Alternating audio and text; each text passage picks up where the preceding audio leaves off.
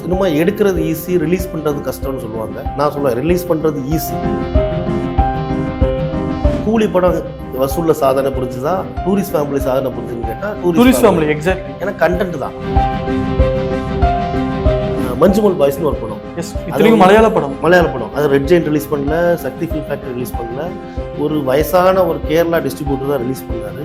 அந்த படத்துக்கு 0 ப்ரொமோஷன். ஒரு சினிமாங்கிற வெற்றிங்கிறது இன்னைக்கு வரைக்கும் நம்ம பேசுகிற அந்த பேச்சும் பாராட்டும் தான் அதோட வெற்றியாக நான் நினைக்கிறேன். ஆமாம், ஒரு வணிக ரீதியாக வெற்றி பெறணும்னா அவங்க சினிமாவுக்கு போய் வேற ஏதாவது தொழில் பண்ணலாம். ப்ரொடியூசர் எப்போவுமே நான் கிடையாது, என்னோட நண்பர்கள் தான். படங்கிறது வந்து சமங்க, என் நம்பிக்கை தான் என்னோட ப்ரொடக்ஷன்.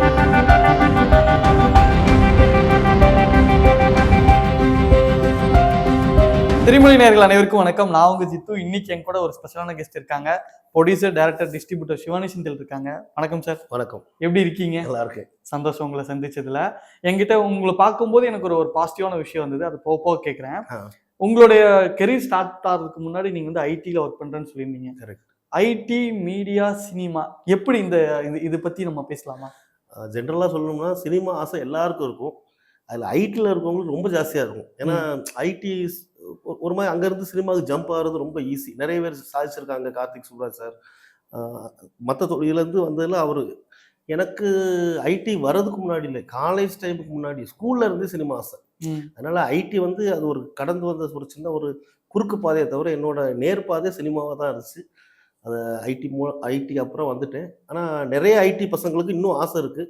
அவங்களுக்கு நான் நிறைய சொல்லிகிட்டே இருப்பேன், தைரியம் இருந்தால் சினிமாவுக்கு வாங்க, கண்டிப்பாக ஜெயிக்கலாம். ஓகே, உங்களை நான் ஸ்டார்டிங்லேருந்து பார்த்துட்டு இருக்கேன். எனக்கு உங்களை பார்க்கும்போது ஒரு சின்ன ஒரு ஒரு வியப்பு இருக்கு. என்ன அப்படின்னா, சினிமாவை 2 கட்டமாக பார்க்குற பார்வைகள் இருக்காங்க. ஒன்று கமர்ஷியலாக பார்ப்பாங்க, இன்னொருத்தவங்க பார்த்தீங்க அப்படின்னா ஆர்ட் ஃபிலிமாக ஒரு நீங்கள் வந்து பார்த்தீங்கன்னா புதுசாக ஒன்று பண்ணணும் அப்படின்ற மாதிரி நீங்கள் படம் பண்ணியிருந்தீங்க. ஃபர்ஸ்ட் படமே கார்கில் நினைக்கிறேன். ஏன்னா நீங்கள் ஒத்த செருப்புக்கு முன்னாடியே நீங்கள் கார்கில் பண்ணியிருந்தீங்க, ரைட்? ஒரே ஒரு ஆள் நடிச்ச உங்களை வந்து அந்த படம் நான் நினைச்சேன் ஒத்த செருப்புல பார்த்திபன் சார் தான் பண்ணாரு அப்படின்னு. நீங்க அதுக்கு முன்னாடியே பண்ணியிருந்தீங்க அப்படின்றது எனக்கு எப்படி இந்த தாட் எப்படி வந்தது அப்படின்ற மாதிரி, எப்படி அந்த மாதிரி புதுசா பண்ணணுன்றது சேலஞ்சிங் எப்படி உங்களுக்கு ஃபீல் பண்ணீங்க? புதுசான சினிமாங்கிறது ஒரு பெரிய கமர்ஷியல் இது. சினிமாவில் யாரை கேட்டாலும், சினிமாவுக்கு வர்றதுக்கு முன்னாடி யாரை கேட்டாலும் சார் ஒரு 5 கோடி ரூபா ஆகும் சார், இல்லை 2 கோடி ஆகும் சார். என்கிட்ட காசு கிடையாது. ப்ரொடியூசர் ட்ரை பண்ணும்போது என்னால் ப்ரொடியூசரை இம்ப்ரெஸ் பண்ண என்னால் முடியவே இல்லை. அது எனக்கு என்னன்னு தெரியல. எந்த ப்ரொடியூசரை நான் இது வரைக்கும் ஒரு 10 ப்ரொடியூசர் தான் பார்த்துருப்பேன், யாரையும் இம்ப்ரெஸ் பண்ண தெரியாது. சரி, அப்போ நம்மளே பண்ணணும்னா 5 கோடி 2 கோடி இல்லை. ஒரே ஒரு அழகான தத்துவம் சொல்லுவோம், ஸ்கார்சிட்டி கிரியேட்ஸ் கிரியேட்டிவிட்டி. அதாவது பற்றாக்குறை உங்களை வந்து, இப்போ என்கிட்ட 1 ரூபா தான் இருந்ததுன்னா நான் அதுக்கு ஒரு டிசைன் பண்ணேன். என்கிட்ட பணம் இல்லை, சரி அதுக்கு என்னடா வழின்னு பார்க்கும்போது எனக்கு ஒரு கிரியேட்டிவிட்டி கிடச்சி. ஒரே ஒரு ஆலோசனை ஒரு படம் எடுப்போம். 10 லட்ச ரூபா தான் அந்த படத்தோட பட்ஜெட். ஒரே ஒருத்தர் கேமராமேன் ஒரு அசிஸ்டன்ட், எனக்கு ஒரு அசிஸ்டன்ட், ஒரு டிரைவர், மொத்தம் 5 பேர் 2 காரில் அந்த படத்தை ஷூட் பண்ணி முடித்தோம். ஆனால் அதோட ஹிட்டு இப்போ எல்லாரும் சொல்லுவாங்க, இப்படி அந்த படம் எடுக்கும்போது நிறைய பேர் சொன்னாங்க, ஒரு ஆலோசனை படமா வெளியே வராது, தேட்டர் கிடைக்காது, விற்க முடியாது. ஆனால் படம் அமேசானில் இன்னும் இருந்துட்டு இருக்கு. ஓகே, அதோட காரணம் நான் வந்து யார் பேச்சையும் கேட்கல. வித்தியாசமான முயற்சின்னு இல்லை, சினிமாவில் வரணும், அதுதான் என்னோட வழின்னு தெரிஞ்சது. நிறைய பேருக்கு வேற வேற வழி இருக்கும், எனக்கு அது ஒரு சின்ன வழியா இருந்தது. ஏன்னா பணம் இல்லை, அவ்வளவுதான். ஓகே, இப்போ புதுசா வந்து இயக்குனர்கள் வந்து கதை எழுதியிருப்பாங்க, நம்ம சினிமாவுக்கு தேடி சென்னை தேடி நிறைய ஊர்ல இருந்து வருவாங்க. இந்த புதுசா வரவங்களுக்கு நீங்க எவ்வளவு சேலஞ்சா இருக்கு? முதல் படம்ன்றது ரொம்ப முக்கியமானது இல்லையா? என்ன பிரச்சனை? ஏன் நிறைய பட்டிங்கான டைரக்டர்ஸ் வரமாட்டேன்றாங்க? வாய்ப்பு ஏன் அவங்களுக்கு கிடைக்க மாட்டேங்குது? நான் அதுக்கு ஒரு சிம்பிளா ஒன்று சொல்றேன். சினிமா எல்லாருக்கும் பிடிக்கும். சினிமா பிடிக்காத இந்த உலகத்துல 50 இல்லை 75 பேருக்கு சினிமா பிடிக்கும். அவங்களுக்கு நடிகர் ஆகணும்னு ஆசைப்படுவாங்க, டைரக்டர் ஆகணும்னு ஆசைப்படுவாங்க, ஆனால் எல்லாருக்கும் ஒரு 90% திறமை இருந்ததுன்னா 10% ஒரு பயம் இருக்கும். இந்த பயம் தான் அவங்கள வந்து அந்த 90% திறமையை அழிச்சிடும். இப்போ நான் ஒரு படம் எடுக்கணும்னு ஆசைப்படுறேன், ஆனால் அந்த 10% பயம் என்ன தெரியுமா கேட்கும்? இந்த படம் ஜெயிச்சிருமா, இந்த படம் காசு கிடச்சிருமா, இதை விட்டுட்டு இங்கே வந்துட்டு அந்த 10% பயம் வந்து நம்மளை எதுவும் செய்ய விடாமல் இருக்கும். நான் புதுசாக வரவங்கள்ட்ட என் கூட இருக்கவங்களுக்கெல்லாம் நான் கொடுக்குறது கான்ஃபிடென்ட்ல ஓவர் கான்ஃபிடென்ட் கொடுப்பேன். நீ 100% திறமையே வேண்டாம், உனக்கு 50% திறமை வச்சுக்கோ. உனக்கு வந்து சின்னதாக நடக்க தெரியும், அல்ல சின்னதாக ஜோக் அடிக்க தெரியும், அந்த 50% திறமை மட்டும் போதும். 0% பயம். நீ இன்னைக்கு ஒரு பெரிய நடிகராக இருப்ப. அதே மாதிரி டைரக்டர் அவனுக்கு ஆஸ்கார் வாங்கணும்னு கதை எழுதாண்டான், ஆனால் ஜெயிக்கணும்னு ஒரு கதை எழுதணும். அவன் எழுதிட்டு அவன் ப்ரொடியூசரை போய் தைரியமாக 1% பயம் இல்லாமல் பேசினான்னா அவனுக்கு படம் கிடைக்கும், ஜெயிக்கலாம். நான் ஃபாலோ பண்ணுறது பயமே எனக்கு கிடையாது. அதுக்காக வந்து அது வந்து திமிரு குருட்டு நம்பிக்கை இல்லை, எனக்கு ஆசையாக அந்த பயத்தை ஒழிச்சு நான் நிறைய பேர்கிட்ட சொல்லியிருக்கேன். உங்களுக்கு படம் எடுக்கணும்னு ஆசை இருந்ததுன்னா ஆசையை மட்டும் கொண்டு வாங்க, பயத்தை உள்ள வெளியே அனுப்புங்க, ஜெயிச்சிடலாம். சூப்பர். இதை கேட்கும்போது கஷ்டமா இருக்கும். 100 இது ஒரே ஒருக்கு சொல்லி பார்க்கலாம். எனக்கு பயமே கிடையாதுன்னு சொன்னா அவன் ஜெயிப்பான். சினிமால ஜெயிப்புமா தோப்புமான்னு யோசிக்கிறவன் தான் நின்றுட்டே இருப்பான். நின்றுட்டே இருப்பான். Okay okay. நீங்க ப்ரொடியூசராகவும் உங்க படத்துக்கு ஃபர்ஸ்ட் படத்துக்கு நீங்களே பண்ணிக்கிட்டீங்க. ரொம்ப கம்மியான பட்ஜெட்ல பண்ணிட்டீங்க. ப்ரொடியூசர் பண்ணி டைரக்ட் பண்ணது மட்டும் இல்லாம டிஸ்ட்ரிபியூஷன் லைன்லயும் வரலாம், இதுலயும் நம்ம டச் பண்ணலான்ற தாட் எப்படி வந்து, ஏன்னா இது கொஞ்சம் டிஃபிகல்ட்டான ஒரு ஜோன் இல்லையா? எப்படி இந்த டிஸ்ட்ரிபியூஷன் லைன்ல வந்தீங்க? நான் அதுக்கு முன்னாடி ஒரே ஒரு இது, நான் ப்ரொடியூசர் நான் கிடையாது. எப்பவுமே நான் சொல்றது என் நண்பர்கள் தான் என்னோட ப்ரொடியூசர்ஸ். அப்படியா? நான் எனக்கு ஆசை தானே, டைரக்டர் பண்ணணும் ஆசை. ஒரு ஃப்ரெண்டு சொன்னான், நீ க்ரௌட் ஃபண்ட் பண்ணுடான்னு சொன்னான். அந்த ஃப்ரெண்டு சொன்ன ஒரு வார்த்தையை வச்சு 50 ஃப்ரெண்ட்ஸ் எனக்கு ஹெல்ப் பண்ணாங்க. நான் என் படத்தில் ஃபர்ஸ்ட் டைட்டிலே போட்டிருப்பேன், தேங்க்ஸ் டு காட் ப்ராக்கெட்டில் வித் டிஃப்ரெண்ட் நேம்ஸ்னு போட்டு என் ஃப்ரெண்ட்ஸ் நேம். ஸோ ப்ரொடியூசர் எப்போவுமே நான் கிடையாது, என்னோட நண்பர்கள் தான். படங்கிறது வந்து சமங்க, என் நம்பிக்கை தான் என்னோட ப்ரொடக்ஷன். ஃப்ரெண்ட்ஸு அதை பணமாக மாற்றி கொடுத்தாங்க. திடீர்னு எனக்கு இப்போ நாளைக்கு ஷூட்டிங் போகணும், நைட் ஃபோன் பண்ணுவேன், 5 லட்ச ரூபா வரும். ஓ சூப்பர். அப்போ அது வந்து எப்படி எனக்கு தெரியாது, அது நம்பிக்கை. ஸோ ப்ரொடியூசர் என் நண்பர்கள் தான். இன்னும் வரைக்கும் இன்னும் நான் உங்களுக்கு கொடுக்க முடியாமல் இருக்கு, திருப்பி கொடுப்பேன். நண்பர்களாக இருக்கணும். திருப்பி கொடுத்தாதான் நண்பர்கள் இல்லை, திருப்பி கொடுக்காம. ஸோ அப்புறம் அந்த 2 படம் எடுத்து முடிச்சதுக்கப்புறம் நான் 2வது படத்துக்கு பேர் டேக் டைவர்ஷன். என் வாழ்க்கையும் டேக் டைவர்ஷன் ஆயிடுச்சு. என்னன்னா ப்ரொடக்ஷன் டைரக்ஷனை விட்டுட்டு டிஸ்ட்ரிபியூஷனில் இறங்கிட்டேன். ஏன்னா அடுத்த படம் எடுக்க முடியல. ஆனால் அங்கே நான் சினிமாவில் சர்வே பண்ணணும், இல்லைன்னா அங்கங்கே கையை பிடிச்சி இழுப்பாங்க, ஐடிக்கு வா பேங்க்ல வான்னு இருக்காங்க. சரி இங்கே இருக்கணும்னா என்ன பண்ணணும்னு பார்த்தேன், டிஸ்ட்ரிபியூஷன். ஸோ நான் உட்காந்துட்டு இருக்கும், ஒருத்தர் வந்தார், சார் என் படம் ரிலீஸ் பண்ணணும் சார், நான் விற்று கொடுக்குறேன், நான் ரிலீஸ் பண்ணி கொடுக்குறேன். சின்னதாக ஃப்ரெண்ட்லியாக தான் பண்ணிட்டு இருப்பேன். எனக்கு அது வந்து சினிமா டிஸ்ட்ரிபியூஷனுங்கிறது ஃப்ரெண்ட்லி தான். இப்போ கடந்த ஒரு 10 திரைப்படங்கள் நாங்கள் டிஸ்ட்ரிபியூட் பண்ணோம். சிவானி ஸ்டுடியோஸ்னு பேனர்லேயே ரிலீஸ் பண்ணோம். சின்ன படங்கள், ஆனால் நல்ல ஒரு தரமான படங்கள் தான் நாங்கள் பண்ணது. தரமான படங்களை டிஸ்ட்ரிபியூட் பண்ணோம். இனிமேல் நல்ல படங்கள் நாங்களே ப்ரொடியூஸ் பண்ணி நாங்களே டிஸ்ட்ரிபியூட் பண்ணுவோம். சினிமா வந்து கண்டிப்பாக ஜெயிக்கிற ஒரு விஷயம்தான். இப்போ வந்து ஒரு பயம் இருக்குது எல்லாருக்கும், நான் அதை தாண்டி சினிமா ஜெயிக்கிறது தான். கண்டிப்பாக எனக்கு ரொம்ப அது நம்பிக்கை இருக்குது. ஓகே, நீங்க இப்போ டிஸ்ட்ரிபியூட்டர் இருக்கிறனால இந்த கேள்வி நான் உங்ககிட்ட கேட்குறேன். நிறைய சின்ன சின்ன படங்கள் வருது, நல்ல படங்களா இருந்தாலுமே அது நிறைய பேர் கவனத்துக்கு போகாததுக்கு காரணம் என்னவா இருக்கும்? சில பெரிய படங்கள் பார்த்துருப்போம், அந்த பெரிய படங்கள் பார்த்தீங்கன்னா ரொம்ப மொக்கையா இருக்கும், ஆனால் அதுக்கு அவ்வளோ ப்ரொமோஷன் பண்ணியிருந்திருப்பாங்க, இன்ஃப்ளூயன்சஸ்லாம் கூப்பிட்டு வருவாங்க. ஆனால் இந்த சின்ன படமா இருக்கும், குவாலிட்டியா இருக்கும், ஆனால் பெருசாக பேசப்பட்டிருக்காது. அதுக்கு என்ன காரணமா இருக்கும்? அது என்ன பிரச்சனையா இருக்காங்க?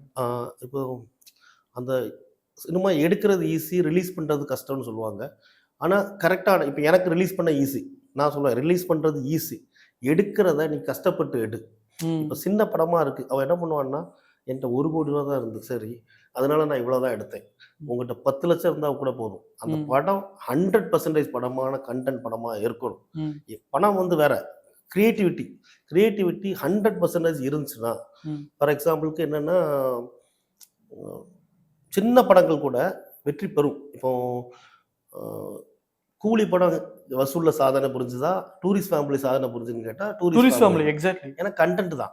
ஸோ அப்போ அந்த கண்டென்ட், அந்த படத்துல வந்து சசிகுமார் சார் இல்லை ஒரு புதுமுகம் நடிச்சிருந்தாலும் அந்த படத்துக்கு கிடைக்க வேண்டிய 50% கிடைச்சிருக்கும்.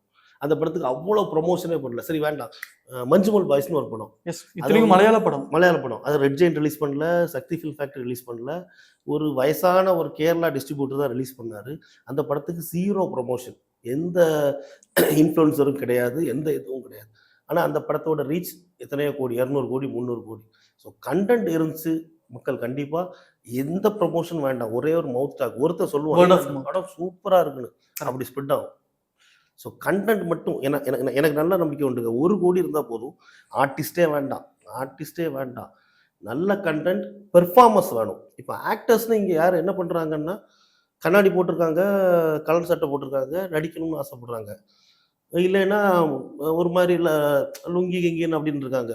பெர்ஃபார்மருங்கிறவன் அவனுக்கு அந்த இதை தாண்டி ஒரு பெர்ஃபார்மர் ஒருத்தர் வேணும்.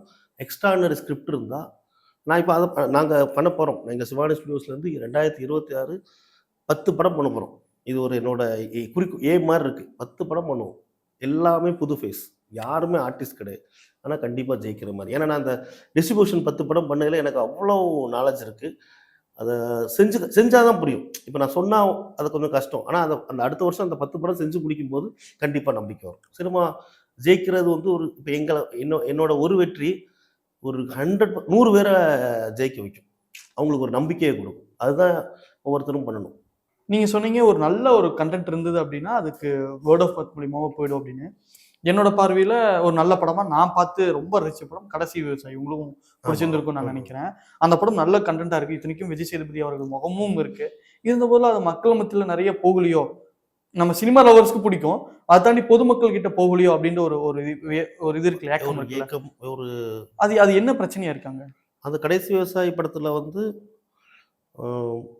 அந்த அந்த அந்த சாரி நான் அந்த படம் மட்டும் இல்ல, அந்த மாதிரி நிறைய படங்கள் சொல்றேன். இப்போ நான் அதை வந்து சொல்லலாமான்னு தெரியல. இப்போ அந்த படத்துல அந்த டைரக்டர் வந்து ரொம்ப நம்பிக்கையா அந்த ஒரு புதுமுகம் ஒரு ஐயா வச்சு படம் எடுத்திருந்தார். ஆனா அவருக்கும் ஒரு சின்ன ஒரு தடுமாற்றமான்னு தெரியல. அங்க ஒரு விஜய் சேதுபதிங்கிற ஒரு கேரக்டர்ல கொண்டு வந்து யோகி பாபு ஒரு கேரக்டர் கொண்டு வந்திருக்காரு. ஸோ இப்போ அதெல்லாம் இருக்கிறனால தான் அவங்களுக்கு பட்ஜெட். அந்த படத்தை அவர் ஐயாவை மட்டும் எடுத்திருந்தாங்கன்னா அந்த படத்துக்கு கிடைச்ச வியாபார வசூல் வந்து மோர் தென் பெருசு தான் அங்கீகாரம். அது மாதிரி ஒரு சினிமாங்கிற வெற்றிங்கிறது இன்னைக்கு வரைக்கும் நம்ம பேசுற அந்த பேச்சும் பாராட்டும் தான் அதோட வெற்றியா நான் நினைக்கிறேன். ஆமா, ஒரு வணிக ரீதியா வெற்றி பெறணும்னா அவங்க சினிமாவுக்கு போய் வேற ஏதாவது தொழில் பண்ணலாம். உண்மை. பாருங்க இவ்வளவு வருஷம் கழிச்சு கடைசி விவசாயி பத்தி பேசி சினிமால இப்போ போன மாதம் ஒரு படம் ஒண்டி முனியும் நல்லா பாடணும். நீங்க கடைசி விவசாயி சொல்றீங்கல்ல, அதே மாதிரி ஒண்டி முனியும் நல்லா பாடின படத்தை எல்லாருமே கொண்டாடினாங்க. இந்த படம் சிறந்த திரைப்படம் கடைசி விவசாயி மாதிரி. அதுக்கு கிடைத்த பாராட்டு எனக்கு தெரிஞ்சு ஒரு 100 கோடி ரூபாய். பரிசு கம்மி தான். கண்டிப்பா பாராட்ட வச்சிடும். பரிசு நமக்கு நாளைக்கு கிடைக்கும். இந்த வியாபார சினிமால நாளைக்கு அவர் அடுத்த படம் எடுக்கும்போது அவருக்கு 10 கோடி கிடைக்கலாம், 20 கோடி கிடைக்கலாம். ஸோ முதல் படிக்கட்டு பாராட்டு. அந்த பாராட்டை வச்சு அவர் ஒரு 10 ஸ்டெப் ஏறிட்டாருன்னா பணம் சந்தா வந்துடும். ஓகே. நான் காமன் ஆடியன்ஸா இந்த ஒரு கேள்வி எனக்கு இருந்தது. இது ஆடியன்ஸும் யோசிப்பாங்க. இந்த படம் நல்ல படமாச்சே, ஏன் தியேட்டர்ல வர மாட்டேங்குது? அப்படி தியேட்டர்ல கிடைச்சாலுமே எனக்கு நைட் டைம்ல கிடைக்குது, இல்ல ஒரு டிஃபிகல்ட்டான டைம்ல கிடைக்குது, ஷோஸ் கம்மி பண்ணிடுறாங்க. ஆனா இந்த படம் நல்லாவே இல்லை. நான் அந்த படத்து பேர் சொல்லல, மொக்கையா இருக்கு. ஆனா அதை போட்டு தேய்ன்னு தேய்க்கிறாங்க, யாரும் வரல அப்படின்ற மாதிரி ஒரு இது இருக்குல்ல. அது அது எதெல்லாம் நடக்குது? யார் அதை பண்றா? அந்த மேல இருக்க ஒரு 4-5 விநியோகஸ்தர்கள் அவங்களோட கட்டுப்பாட்டுல இருக்கிற ஒரு 500 தேட்டர் 200 தேட்டர்னு இருக்குது. ஸோ அவங்கள்ட்ட போனா அவங்க அதுக்கு ஒரு சர்வீஸ் சார்ஜ் வாங்குறாங்க. அவங்களோட கடமைக்கு அந்த தேட்டர்ல போடுறாங்க. அவங்களோட இப்போ ஃபார் எக்ஸாம்பிளுக்கு ஒரு பெரிய நிறுவனம் நினைத்தால் ஒரு படத்தை 200 தேட்டர்ல போட முடியும். எங்களை மாதிரி ஒரு சிறிய நிறுவனம் நினைத்தால் அந்த படத்தை ஒரு 40 தேட்டர்ல தான் போட முடியும். அவங்க 200 தேட்டர்ல போடுறது எந்த ஆடியன்ஸுக்கும் தேவையில்லை. அந்த அந்த அந்த திரைப்படம் 200 தேட்டருக்கு தேவையில்லை, 4-5 ஷோக்கு தேவையில்லை. ஆனால் 2 வாரம் ஓட்டி ஆகணும். ஆனால் இதே இது சின்ன படங்களுக்கு நாங்கள் ஒரே ஒரு தாழ்மையான கருத்து என்ன கேட்குறோம்னா, 40 தேட்டர் என்ன போதும். சென்னையில் ஒரு 10 சென்டர், திருச்சி, மதுரை, கோயம்புத்தூர் எல்லாத்துல 5-5 சென்டர் போட்டால் 40 தேட்டர் ஒரு படத்துக்கு போதும். ஆனால் அந்த 4 ஷோவாக கொடுங்க. அதை மட்டும் அந்த விநியோகஸ்தர்கள் எல்லாரும் அதுக்கு ஒரு சின்ன படம் தான்ப்பா, இதுக்கு 40 தேட்டர் தான் போடும். ஆனால் 4 ஷோ கொடுத்தாங்கன்னா அந்த படத்தோட வெற்றி கண்டிப்பாக இருக்கும். ஏன்னா நீங்கள் சொன்னபடி நான் இந்த படம் எனக்கு கடைசி விவசாயி பார்க்கணும்னு ஆசைப்படுறேன். ஆனால் நைட் 10 மணிக்கு இருக்கும், போக முடியாது. 7 மணிக்கு இருந்தால் நான் போவேன். ஸோ 3 நாட்களுக்கு மட்டும் 4 ஷோ கொடுத்தா தேட்டருக்காரங்க 100% சின்ன படங்கள் ரூல் பண்ணும். கண்டிப்பாக.